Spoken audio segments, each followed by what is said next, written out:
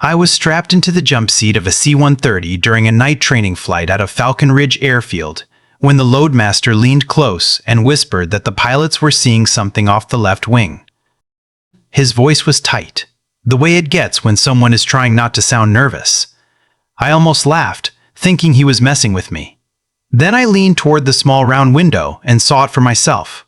There were no navigation lights, no blinking strobes.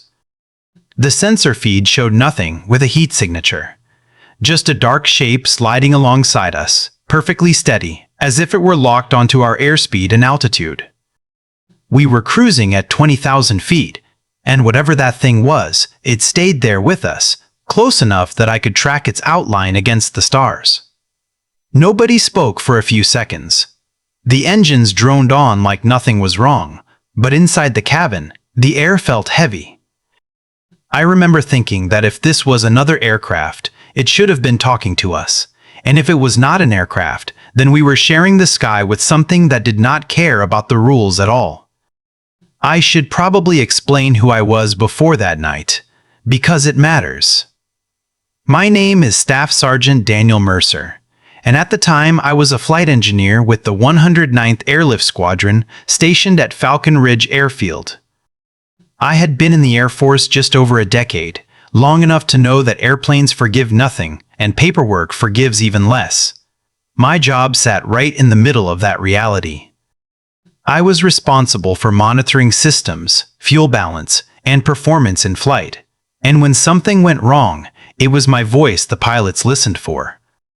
I took that seriously, because when you are hauling people and cargo through the dark at altitude, a small mistake can turn into a very big one in a hurry.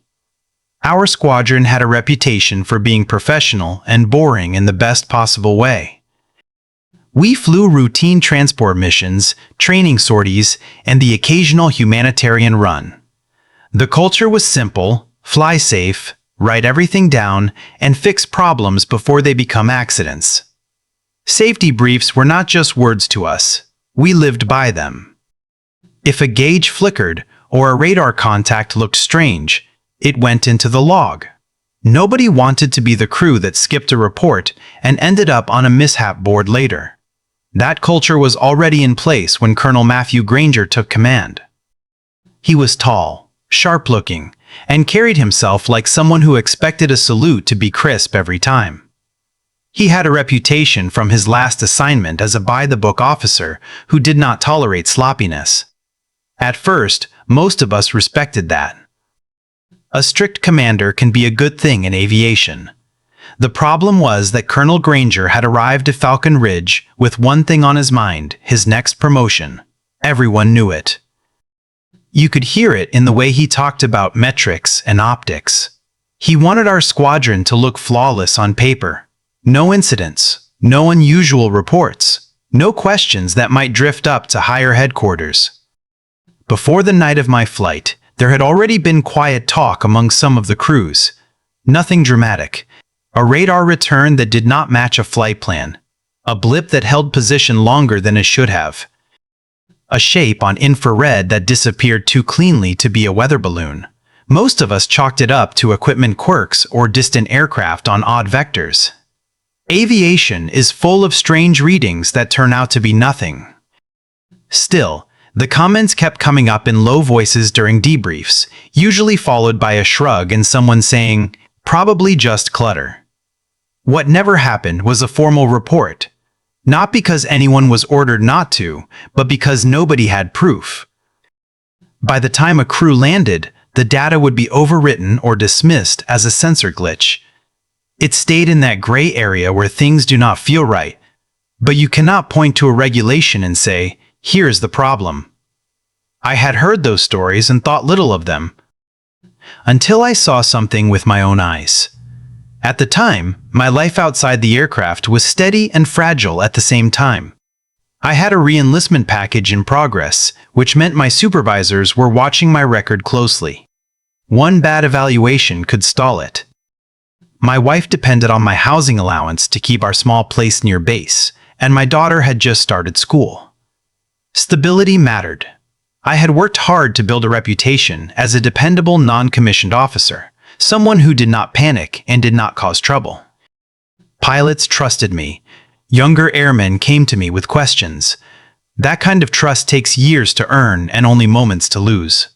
When Colonel Granger took over, that trust suddenly felt like it came with conditions. He praised the squadron publicly, but privately pushed for fewer reports and cleaner numbers. He talked about avoiding unnecessary attention. At first, I thought he meant avoiding paperwork mistakes or sloppy write-ups. After the flight with the object off our wing, I realized he meant something else entirely. I knew what the rules said. Any unusual aerial encounter that could affect flight safety was supposed to be documented, not speculated about, not dramatized. Just recorded, with data and crew statements. That was the system working the way it was designed to. But I also knew how careers could be shaped by perception. Being labeled, the guy who saw something strange, could turn into being labeled, the guy who causes problems. So when we landed and the crew started talking about writing it up, my mind went straight to what I had to lose. My re-enlistment, my family's security, my standing in the unit. All of it balanced against a single question. Did I trust the chain of command to treat this like a safety issue instead of a public relations problem? At that moment, I still believed I did. I believed the Air Force cared more about protecting crews than protecting reputations. I believed Colonel Granger, for all his ambition, would not risk ignoring something that had shared our airspace at 20,000 feet. I thought the worst that could happen was an awkward meeting and a lot of questions. I did not yet understand that the real conflict was not about what we saw in the sky. It was about who got to decide whether it existed at all. The reaction came faster than I expected. The morning after the flight, our crew was told to report to the squadron briefing room instead of going straight to maintenance debrief. Colonel Granger stood at the front with his hands behind his back, staring at us like we had already done something wrong. He did not mention the object. He did not mention the radar track. He simply said that rumors and speculation were spreading and that they needed to stop. His exact words were, "Speculation damages readiness. We fly airplanes, not stories." That was the first sign something was off. In aviation, you do not shut down discussion about a potential hazard. You document it and let experts decide what it was. But the colonel made it clear that he did not want this incident written up. He said sensor anomalies were common and that crews needed to focus on their checklists, not their imaginations. The room was quiet in the way it gets when people know they are being warned. Later that day, one of our pilots, Captain Eric Vaughn, tried to submit a safety note anyway. He did not even describe what we saw in dramatic terms. He just wrote that an unidentified aerial contact had held position off our wing for several minutes without radio contact. By the next morning, Captain Vaughn had been pulled from the flight schedule and assigned to ground inspections. Officially, it was for procedural review. Unofficially, everyone knew why it happened. He had crossed the invisible line. That is when the tone changed across the squadron. Conversations stopped when officers walked into the room. People who had been curious the day before suddenly acted like nothing unusual had happened. I overheard a crew chief say, "Guess we all imagined it," and nobody laughed. The message was clear: do not be the next one. I tried to handle it the right way. I went to Major Alan Rowe, our operations officer, the person who was supposed to bridge the gap between flight crews and command. I told him I was concerned that we were being told not to document something that could affect flight safety. He listened without interrupting, nodding like he understood. Then he leaned back in his chair and sighed. He said, "Daniel, I know what the book says. I also know what the colonel wants. This is not a hill you want to die on." I asked him if suppressing reports was legal. He did not answer directly. He just said, "You have a family. You have a re-enlistment coming up." Sometimes the smart move is to let things go. His voice was calm, but there was fear under it, not for me, for himself. That was when I realized the pressure was not just on the crews. It was coming from the top and rolling downhill. Within a week, small things started happening to me. My duty schedule changed without explanation. I was put on extra pre-flight checks for minor discrepancies that had never been an issue before. A missing form, initial here. A boot lace slightly out of spec there. None of it was serious, but it added up. When my mid-cycle evaluation came back, there was a new phrase in it. Occasionally displays a challenging attitude toward guidance. That line hit harder than any direct punishment.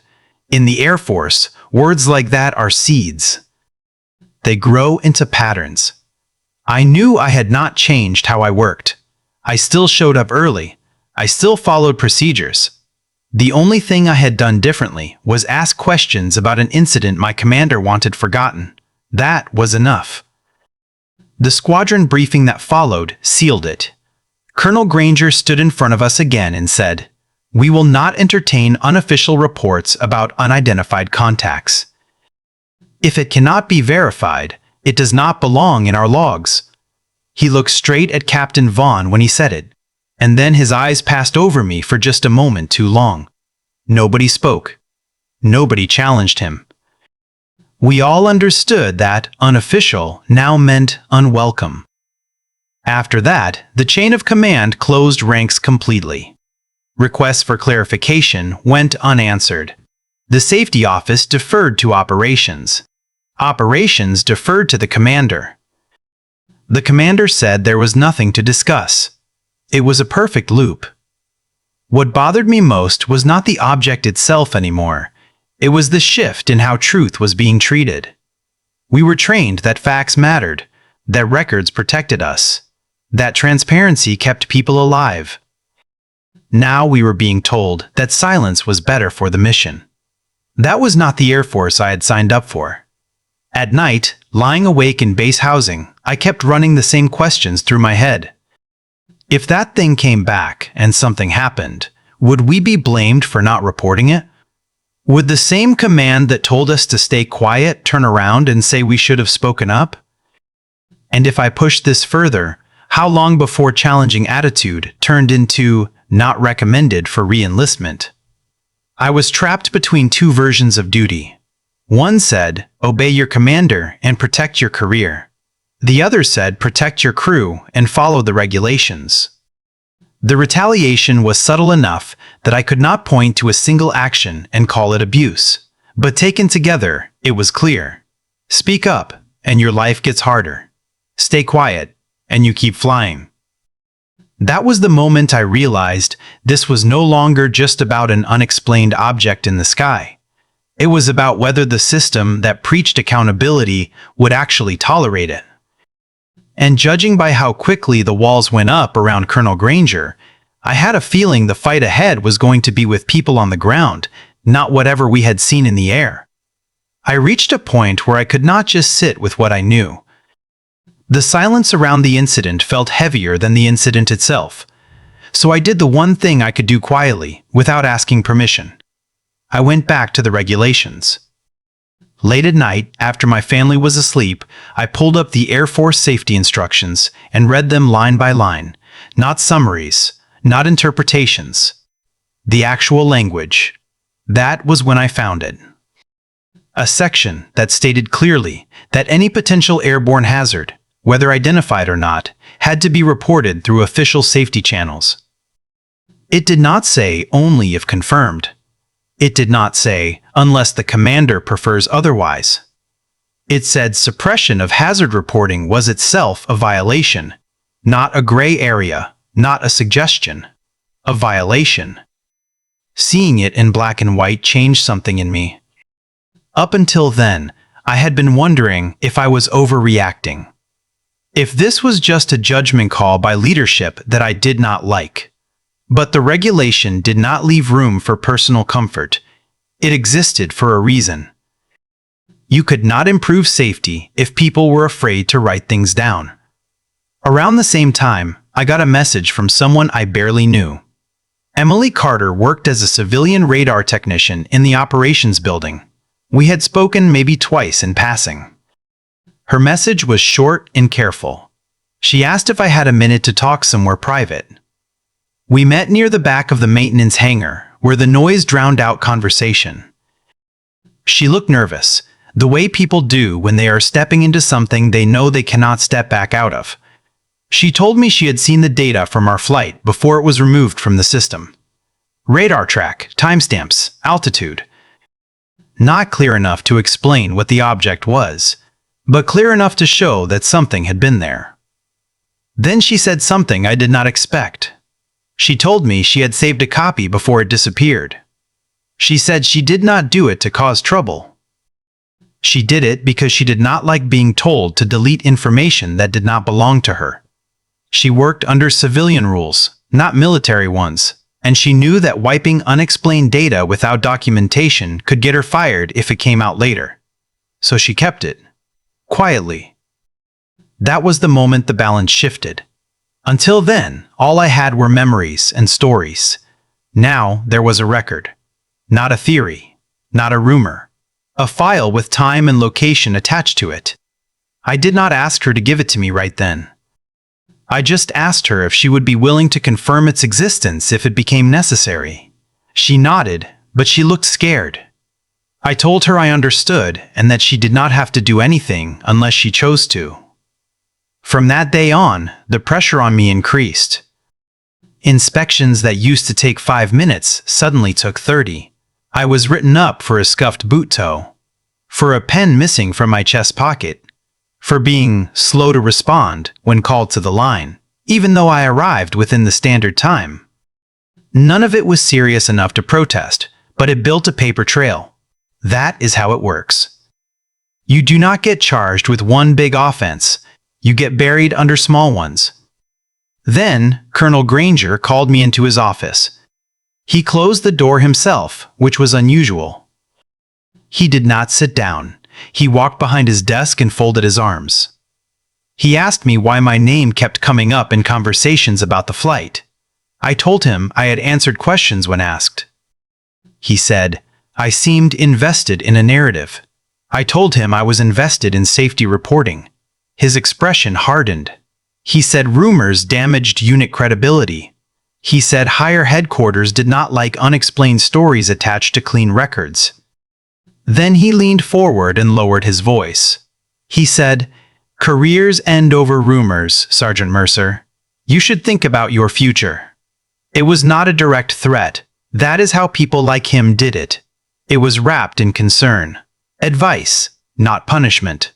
But the meaning was clear. Stop talking, or things will get worse. I left his office with my heart pounding and my hands shaking. Not because he scared me physically, but because he had confirmed what I suspected. This was not about caution. This was about control. He was not worried about what we saw. He was worried about who might hear about it. That night, I sat at my kitchen table with my laptop open to the regulation and my phone showing the message from Emily. I thought about my wife asleep in the next room. About my daughter's backpack hanging by the door. About the line in my evaluation that said I had an attitude. I realized something uncomfortable. If I backed off now, I would be safe for a while. But the system would stay broken. The next crew would see something. The next report would be buried. And one day, someone would get hurt, and nobody would be able to say they had warned anyone. I had proof that a report had been suppressed. I had a regulation that said it should not have been. And I had a commander who had just made it clear he wanted me quiet. That was the turning point. The moment it stopped being a risk and started being a responsibility. After that meeting with Colonel Granger, I stopped trusting memory. I started trusting paper. Every shift, I kept a small notebook in my locker, not on me, and I wrote things down as soon as I could. Dates, times, who said what, which officer was present, which crew had been involved. I did not dramatize it.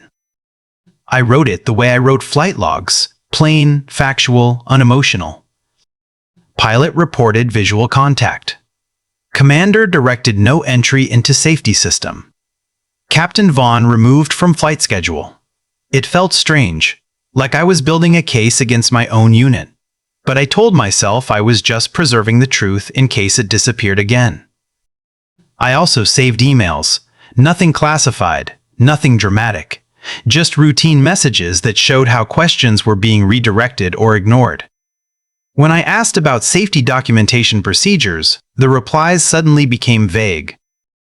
We will address this later. Stand by for guidance. Guidance never came. Those messages went into a folder on my personal computer at home, labeled with nothing but a date. I still wanted to believe there was a way to fix this without blowing everything open.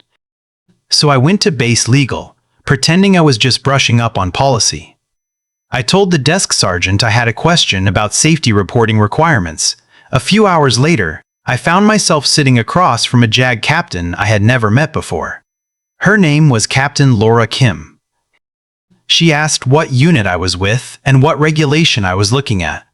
I told her the number and asked what happened if a commander decided something should not be reported. She did not look surprised. She pulled up the same instruction I had been reading and went through it line by line. Then she explained whistleblower protections in a way that felt practiced. She said service members could not legally be punished for making protected communications about safety or misconduct. She said retaliation could take many forms, including negative evaluations and changes in duty assignment. She did not ask me what was happening. She did not ask for names. She just said, if someone is being told not to report a hazard, that person has options. I walked out of that office with my heart racing. Not because I was scared, but because for the first time, I felt like the rules were actually on my side. Weeks passed. The squadron pretended the incident had never happened. Captain Vaughn stayed grounded. People stopped mentioning radar blips at all. It was as if the sky had suddenly become empty and perfect. Then another crew flew a night run. They came back with the same look we had. Quiet, focused, uneasy. I did not hear about it officially. I heard about it from a loadmaster I trusted, someone who knew I had been on the earlier flight. He said they saw something pacing them near the edge of their visual range. Same altitude, same behavior, no radio contact, no heat signature. This time, the crew tried to do everything by the book. They went to debrief. They referenced sensor readings. They asked for the data to be preserved. And just like before, the report went nowhere. Within 2 days, their pilot was assigned administrative duties. The radar technician on shift was told the system had glitched. The words, "Do not speculate," appeared in another briefing. Different crew. Same outcome. That was the twist I needed, even though I did not want it. One incident could be dismissed as confusion. 2 made it a pattern. Emily sent me a short message that night. She said there was new data and that it had already been marked for deletion. She said she had saved it too. Now there were 2 sets of radar records, 2 flight crews, 2 quiet warnings, and 1 commander standing between them and the safety system. I updated my notebook. I added names. I added times. I added the fact that both crews had tried to report and had been redirected. I felt sick doing it, like I was writing a report on my own command. But I also felt steady. The pieces were lining up. I went back to Captain Kim at legal. This time, I did not ask about regulations. I asked about process. She told me about the Inspector General. She told me what made a complaint protected. She told me how to submit one without going through my chain of command. She did not promise me safety. She promised me procedure. That night, I sat at my kitchen table again. My wife asked why I looked tired. I told her work was complicated. That was not a lie. I did not tell her the details. I did not want her carrying the weight of it too. I wrote the complaint slowly. I did not accuse anyone of motives. I did not speculate about what the objects were. I stated facts. 2 flights. 2 suppressed reports. Direction from command, not to document. Evidence preserved by a civilian technician. Retaliation in the form of duty changes and negative remarks. When I reached the end, my finger hovered over the submit button longer than I care to admit. I knew what it meant. Investigators would come. People would be questioned. My name would not be a secret forever. I also knew what it meant if I did nothing. The next crew would see something. The next report would vanish. And the message would be permanent. Silence was policy. So I submitted it. As soon as I did, a strange calm settled over me. The fear did not go away, but it changed shape. It was no longer about whether something would happen. It was about what kind of system I was really serving. I had not challenged a commander. I had challenged a decision. And once the Inspector General got involved, that decision would finally have to exist on paper, instead of disappearing into silence. The first sign that the Inspector General was involved did not come with an announcement or an email. It came with unfamiliar faces walking through the operations building like they belonged there. 2 civilians and a senior enlisted advisor I had never seen before, dressed plainly, asking quiet questions. No one said their names out loud, but everyone knew why they were there. The air in the squadron changed instantly. Conversations stopped mid-sentence. People checked over their shoulders before speaking. Colonel Granger reacted exactly the way I expected him to. At the next briefing, he smiled more than usual and told us higher headquarters was doing a routine review. Then he laughed and said the whole situation had probably started because someone mistook weather balloons for something more exciting.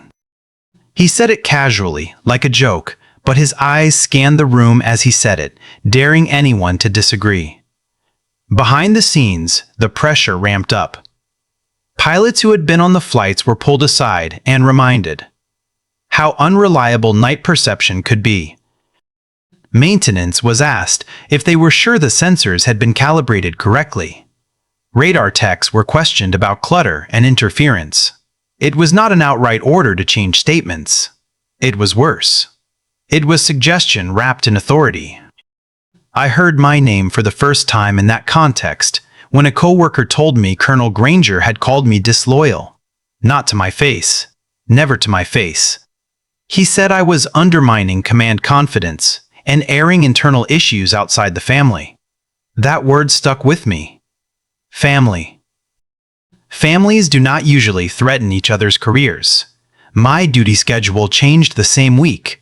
I was moved to nights with no explanation. Officially, it was to support mission needs.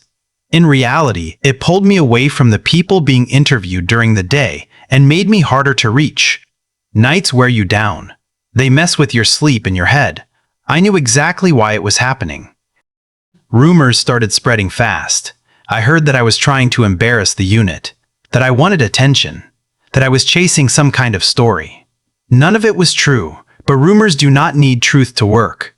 They just need repetition. People I had flown with for years stopped meeting my eyes. A few still nodded quietly in passing, like they wanted me to know they were not against me, just afraid. The investigators worked methodically. They interviewed pilots first, then loadmasters, then maintenance, then radar technicians. They asked the same questions in different ways. What did you see? What did the sensors show? What were you told afterward? They did not react when answers conflicted. They just took notes. Emily was interviewed on her own. She did not tell me how it went, but I could tell she was shaken afterward. She said she told the truth. That was all. I respected her for that more than I could put into words. She had less protection than I did, and she still stood by the data. Colonel Granger tried to stay ahead of the narrative.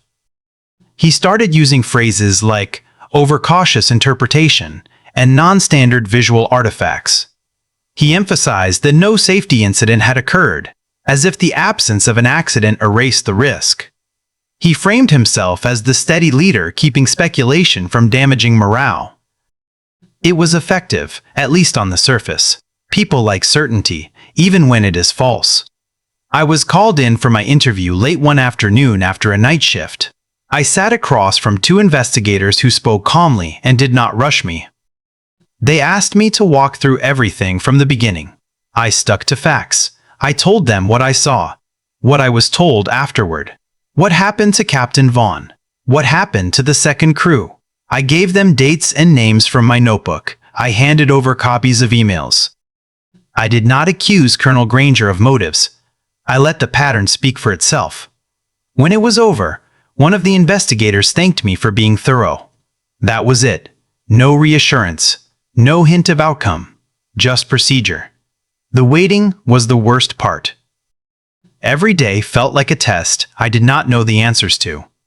Colonel Granger walked the halls like nothing was wrong, confident and controlled. Major Rowe avoided me completely. My evaluation cycle loomed, and I had no idea what it would say. I lay awake during the day trying to sleep, wondering which version of events would win. What kept me going was the quiet support I did not expect. A pilot I barely knew left a note in my locker that just said, "You did the right thing." A maintainer stopped me one night and said, "Whatever happens, thanks for speaking up." Those moments mattered more than they probably realized. Still, there was always the fear. The system does not always side with the individual. Sometimes it protects itself. I knew that going in. I also knew that once an investigation starts, you cannot control where it ends. Every interview, every rumor, every schedule change added weight to the question hanging over all of us. Was this going to be written off as misunderstanding and personality conflict? Or would someone finally acknowledge that suppressing safety information was more dangerous than any unexplained object in the sky? Nobody knew who would be believed. Not the crews. Not the technicians. Not even Colonel Granger. And that uncertainty settled over the squadron like low cloud cover, thick enough that no one could see what was coming next. The break came on an ordinary morning, which somehow made it feel heavier. We were called into the squadron briefing room with no explanation, just a message that all available personnel were to attend. Colonel Granger stood at the front as usual, but this time he was not alone. A general I had only seen in official photos stood beside him, along with one of the investigators. The general spoke first. His voice was calm, almost gentle, which made the room go silent faster than any shout could have. He said the Inspector General investigation had reached preliminary findings and that leadership changes were effective immediately. Then he turned slightly and said Colonel Granger was being relieved of command pending further action. For a moment, nobody reacted. Colonel Granger's face went stiff, like a mask had been locked in place. He did not argue. He did not look at us. He just nodded once, saluted the general, and walked out of the room. The door closed behind him, and with it went the authority he had used to keep us quiet. Later that day, the details started coming out in careful, official language. The archived radar files Emily had saved were matched with cockpit recordings from both flights. Timestamps lined up. Altitudes matched. The sensor data showed an object holding formation where no scheduled traffic existed. The investigators compared those files with the logs that had been submitted and found the gap. The data existed. The reports did not. The Inspector General concluded that Colonel Granger had ordered the deletion of safety data and had directed his staff to prevent formal documentation. They also determined that crew members who attempted to report the encounters had been retaliated against through duty reassignments and negative evaluations. It was all there in emails and testimony, not speculation, not interpretation, a pattern backed by records. What struck me most was what they did not conclude. They did not identify what the object was. They did not say it was hostile or foreign or experimental. They did not even give it a name. They simply called it an unidentified aerial contact and said its nature was outside the scope of the investigation. The truth about the object stayed in the sky. The truth about the cover-up stayed on the ground. Captain Vaughn was reinstated to flight status the same week. The second crew's pilot had his administrative duty order reversed. My own evaluation was flagged for review. It was like watching a knot slowly untie itself. A few days later, I was told privately that Colonel Granger would not return. He was issued a formal reprimand for ordering the destruction of official safety data and for retaliating against personnel who made protected communications. Instead of facing a drawn-out disciplinary process, he was being forced into retirement. On paper, it was called early separation. In reality, it was the end of his command career. I felt something close to relief, but it was mixed with sadness. Not for him, but for what it had taken to get there. All of it over something that should have been routine. A report. A file. A conversation. When the new interim commander addressed us, he did not mention the object at all. He talked about trust. He said the purpose of safety reporting was not to assign blame, but to prevent accidents. He said any attempt to silence or punish honest reporting would not be tolerated. It sounded like a reset button had been pressed. People started talking again, not loudly, not dramatically, but honestly. The fear that had wrapped itself around every conversation began to loosen. Maintenance crews went back to logging odd readings. Pilots asked questions without worrying how they would sound. The sky did not suddenly make sense, but the process did. For me, the strangest part was how quiet it felt afterward. For weeks, my life had been interviews and rumors and sleepless days. Now, it was back to checklists and schedules. The drama ended not with an argument, but with a memo. One afternoon, Emily stopped me outside the operations building. She said she had been told she did the right thing by preserving the data. She smiled, but her eyes were tired. I thanked her again, and this time she did not look afraid. She looked proud. I never learned what flew beside us that night. Maybe it was a classified test. Maybe it was a drone. Maybe it was something else entirely. The investigation never touched that question, and maybe it never needed to. The real danger had not been the object. It had been the decision to pretend it was not there. Colonel Granger lost his command not because of what was in the sky, but because of what he did on the ground. He chose control over transparency, image over safety, silence over regulation. And in a system built on records and accountability, that choice finally caught up to him. Standing in that briefing room, watching him walk out, I did not feel like I had won anything. I felt like the system had done what it was supposed to do, late and painfully, but still in time. The truth about the object remained unanswered. The truth about the cover-up did not. After Colonel Granger was removed, the squadron did not celebrate. There were no speeches, no visible relief. What happened instead was quieter and more important. Things started working the way they were supposed to again. The first change came in my own file. I was called into personnel and shown the entries that had been flagged during the investigation. The line about my challenging attitude was removed. The uniform write-ups were reclassified as administrative noise and taken off my record.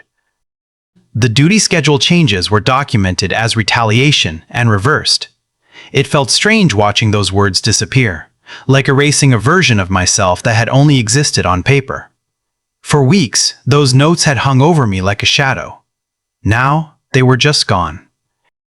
Captain Vaughn came back to the flight line, quiet but steady, like someone who had learned to keep his head down and his logbook clean. The second crew's pilot was restored to full status as well.